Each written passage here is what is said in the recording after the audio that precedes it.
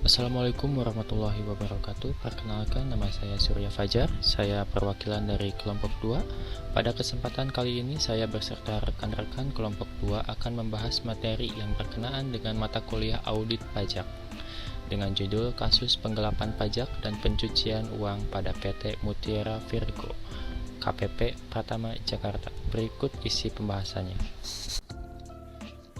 Pemeriksaan pajak atau tax audit adalah sarana untuk melakukan pengawasan dalam pembinaan terhadap wajib pajak, selain mempunyai tujuan lain untuk menguji tingkat kepatuhan wajib pajak di dalam memenuhi kewajiban perpajakannya. Juga mempunyai tujuan lain dalam rangka melaksanakan ketentuan perundang-undangan perpajakan. Pemeriksaan pajak atau tax audit ini dilakukan secara profesional oleh aparat pajak dalam kerangka self-assessment, sistem yang merupakan bentuk penegakan hukum perpajakan. Pemeriksaan pajak merupakan hal pengawasan pelaksanaan sistem self-assessment yang dilakukan oleh wajib pajak, harus berpegang teguh pada perundang-undangan perpajakan. Penggelapan pajak merupakan usaha meringankan beban pajak dengan cara melanggar undang-undang. Penggelapan pajak terjadi dikarenakan pandangan masyarakat terhadap pajak yang berbeda dengan pandangan pemerintah. Perbedaan persepsi tersebut terjadi karena minimnya informasi mengenai pengeluaran pemerintah terhadap penerimaan pajak yang didapat setiap tahunnya. Tidak adanya kejelasan yang pasti tentang uang yang mereka bayarkan setiap bulannya, serta penggunaan uang tersebut. Tidak adanya transparansi tersebut menyebabkan masyarakat enggan untuk membayar pajak. Penggelapan pajak menjadi salah satu faktor tidak tercapainya target penerimaan pajak di Indonesia. Penggelapan pajak menyebabkan kurangnya penerimaan pajak yang dicapai dengan target yang telah ditetapkan. Di sini saya akan menjelaskan poin ketiga tentang profil PT Mutiara Virgo. PT Mutiara Virgo bergerak di bidang pengeboran minyak dan menyewakan alat pengeboran dari COSL asal Cina. Selanjutnya saya akan menjelaskan poin keempat tentang penjelasan kasus penggelapan pajak PT Mutiara Virgo. Kasus penggelapan pajak yang dilakukan oleh PT Mutiara Virgo, penyuapan kepada pegawai pajak guna mengurangi pajak yang akan dibayar dan melakukan pencurian uang sebesar 6,63 miliar rupiah buat mengurangkan pajak perusahaannya pada tahun 2003 sampai 2004 dari 128,6 miliar menjadi hanya 3,67 miliar. Dengan demikian, negara mengalami kerugian sebesar 125,533 miliar. Selanjutnya, menurut Jaksa, pada 11 Januari tahun 2006, Dana menerima uang dari Herly Isidarsono senilai 3,4 miliar yang ditransfer ke rekening Bank Mandiri Cabang Media Karya Jakarta. Penerimaan uang tersebut berkaitan dengan penerimaan melawan hukum, yaitu mengurangi bayar pajak PT Mutiara Virgo. Kemudian, sebanyak 1,4 miliar dari uang tersebut digunakan untuk membayar rumah atas nama Herly Isidarsono. Sedangkan sisanya, senilai 2 miliar digunakan untuk kepentingan pribadi Dana. Herly ditetapkan sebagai tersangka atas kasus ini.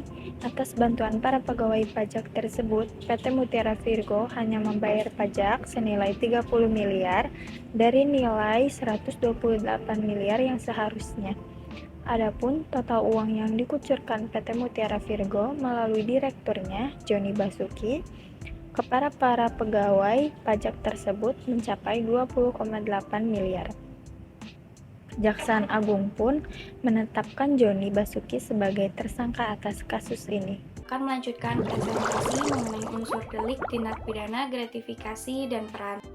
Karena dinyatakan bersalah telah terbukti secara sah dan diyakini telah melakukan tindak pidana korupsi yang sebagaimana telah diatur oleh pasal 12B ayat 1 Undang-Undang Nomor 20 Tahun 2001 atas perubahan Undang-Undang Nomor 31 Tahun 1999 tentang pemberantasan tindak pidana korupsi junto pasal 65 ayat 1. dan juga pasal 12 huruf E Undang-Undang Nomor 20 Tahun 2001 atas perubahan Undang-Undang Nomor 31 Tahun 1999 tentang pemberantasan tindak pidana korupsi, junto pasal 55 ayat 1 KUHP, dan juga melakukan tindak pidana pencucian uang yang sebagaimana telah diatur dalam pasal 3 Undang-Undang Nomor 8 Tahun 2010 tentang pencegahan dan pemberantasan tindak pencucian uang,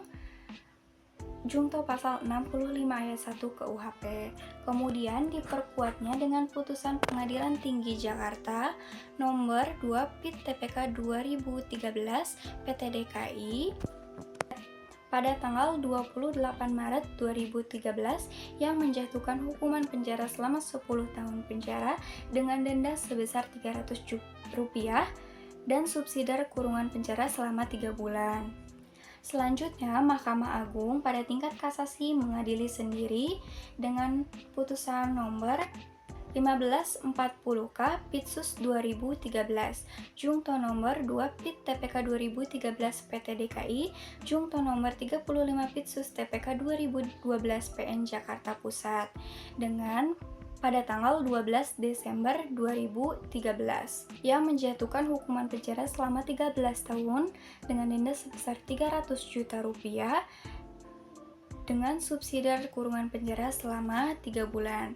Namun dibatalkan oleh Mahkamah Agung dalam peninjauan kembali putusan nomor 14K Pitsus 2016 sehingga hanya dijatuhkan hukuman penjara selama 10 tahun dengan denda uang sebesar Rp300 juta subsidiar kurungan penjara selama 3 bulan. Dalam perkara akuo, Dana didakwa dengan pasal dan dengan aturan dengan undang-undang yang berbeda, yaitu KUHP maupun Undang-Undang Tindak Pidana Korupsi. Selanjutnya akan menjelaskan unsur delik tindak pidana gratifikasi atas tindakan dan peran dana widyatmika. Yang pertama itu Undang-Undang Nomor 20 Tahun 2001 tentang pemberantasan tindak pidana korupsi atau Undang-Undang Tipikor. Gratifikasi didefinisikan sebagai pemberian dalam arti luas, yakni meliputi pemberian uang, barang, rabat atau diskon, komisi, pinjaman tanpa bunga, tiket perjalanan, fasilitas penginapan, perjalanan wisata, penguatan cuma-cuma, dan fasilitas lainnya. Gratifikasi tersebut yang diterima di dalam negeri maupun di luar negeri dan dilakukan dengan menggunakan sarana elektronik atau tanpa sarana elektronik. Dari definisi kedua sumber di atas, terlihat bahwa gratifikasi bukanlah tindak pidana dan pemberiannya bersifat sukarela dan dapat diberikan kepada siapa saja dan oleh siapa saja. Lalu, analisis ini memfokuskan diri pada satu kasus tindak pidana korupsi yang telah berkekuatan hukum tetap, yaitu kasus korupsi atas nama Dana Widyatmika, selanjutnya disebut Dana. Perkara ini telah diputus oleh Majelis Hakim Tindak Pidana Korupsi atau Tipikor Jakarta Pusat berdasarkan putusan Pengadilan Nomor 35/PIT.B/PN/2012/PN.Jakarta.Pusat. Saya akan melanjutkan penjelasan dari rekan saya. Selanjutnya yaitu sanksi yang diberikan terhadap pelaku kasus penggelapan pajak dan pencucian uang pada PT Mutiara Virgo. Akan selalu ada sanksi di setiap kasus pelanggaran. Di sini Herli sebagai pegawai kantor pelayanan pajak Palmerah terbukti melanggar dakwaan ke satu lebih subsidiar, yakni pasal 5 ayat 2 Undang-Undang Nomor 31 Tahun 1999 tentang pemberantasan tindak pidana korupsi sebagaimana telah diubah dengan Undang-Undang Nomor 20 Tahun 2001 berkenaan 55 ayat 1 ke 1 Kitab Undang-Undang Hukum Pidana.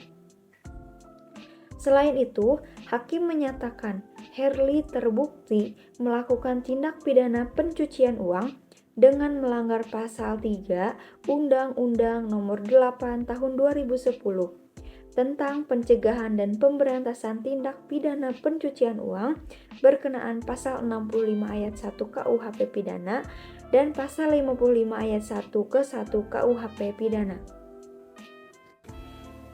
Vonis ini lebih rendah dari tuntutan jaksa, yakni 8 tahun penjara dan denda 1 miliar rupiah.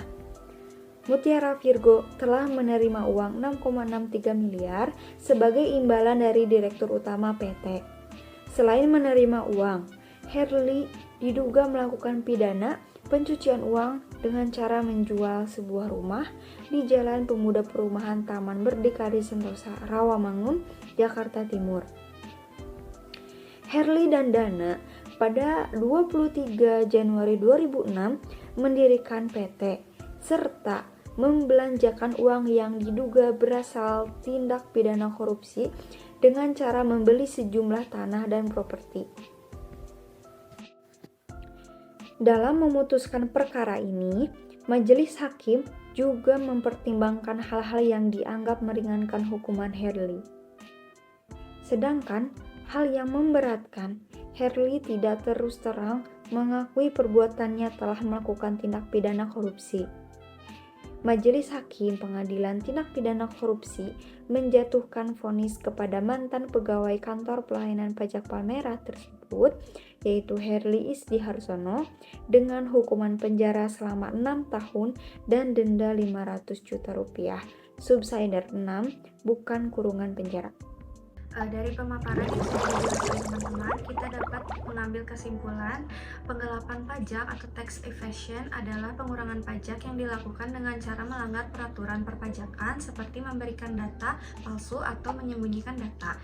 Penyebab utama yang menjadikan para wajib pajak melakukan tindakan penggelapan pajak daripada penghindaran pajak, karena jika mereka melakukan penghindaran pajak, maka diperlukan wawasan dan pengetahuan yang luas serta berkompeten di bidangnya, di mana mereka harus mengetahui secara mendalam peraturan perundang-undangan tentang perpajakan sampai akhirnya wajib pajak dapat menemukan celah yang dapat ditembus untuk mengurangi beban pajak yang dibayarkan tanpa melanggar peraturan yang ada. Dari kasus penggelapan pajak yang dilakukan oleh PT Mutiara Virgo, PT Mutiara Virgo melakukan penyuapan kepada pegawai pajak guna mengurangi pajak yang akan dibayar dan melakukan pencucian uang sebesar 6,63 miliar untuk mengurangi pajak perusahaannya pada tahun 2003 sampai 2004 dari 128,6 miliar menjadi hanya 3,067 miliar. Selanjutnya ada saran. Maka dari itu perlu memperbaiki dan meningkatkan kurangnya pemahaman terhadap ketentuan undang-undang perpajakan dan pemanfaatan akan adanya celah dalam undang-undang yang dapat dilakukan, sehingga hal tersebut tidak dapat disalahgunakan untuk melakukan penggelapan pajak, seperti jujur dalam memberikan data keuangan yang dimiliki maupun tidak menyembunyikan keuangannya.